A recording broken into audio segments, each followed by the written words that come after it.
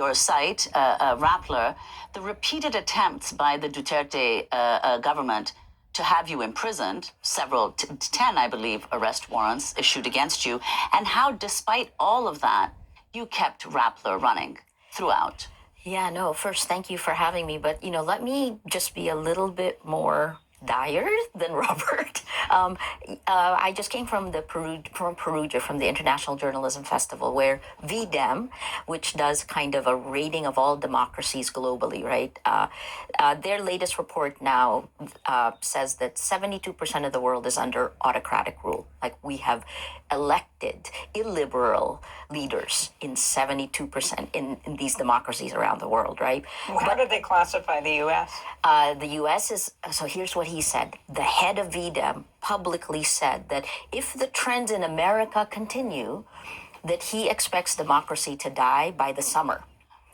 Like, not just to wake you up, right? Like, literally. And actually, if we stop normalizing the death by 1,000 cuts of rule of law, you can see this happening, right? For the Turkish grad student picked up from the streets, from Tufts University, from all of the little things. We've talked here about the press. The press was attacked in the first Trump administration, right?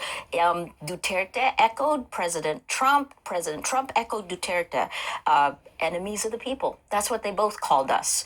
But the point here is, we normalize new depths. Like, we should not be where we are, and yet that's where we are. And what are you seeing being created?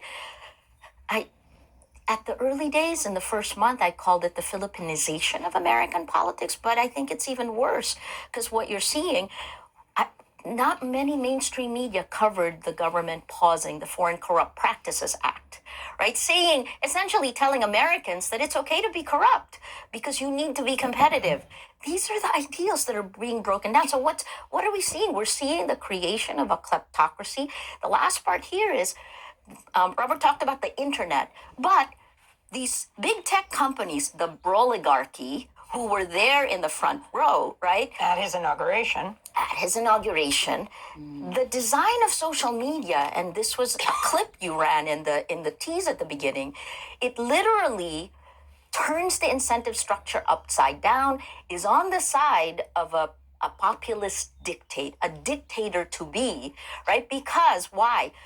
In 2018, MIT said that lies spread 6 times faster. That was before Elon Musk bought Twitter and turned it to X and turned it into a human cesspool, even worse than it was in 2018. So if lies spread 6 times faster, and fear, anger, and hate, this is across the world.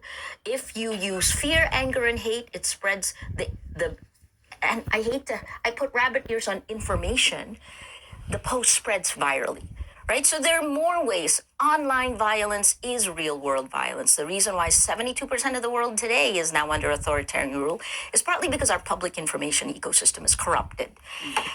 Good morning. I remember you being on the show here years ago when Duterte was really going after you, when he was the leader of the Philippines now, and we'll talk about this in a moment. Yes. He's in prison at The Hague. But when you walked out, you said, don't take this as just an example of, this sort of story of the Philippines. You said, this could be happening to you in just a few years. I see us as a warning for you.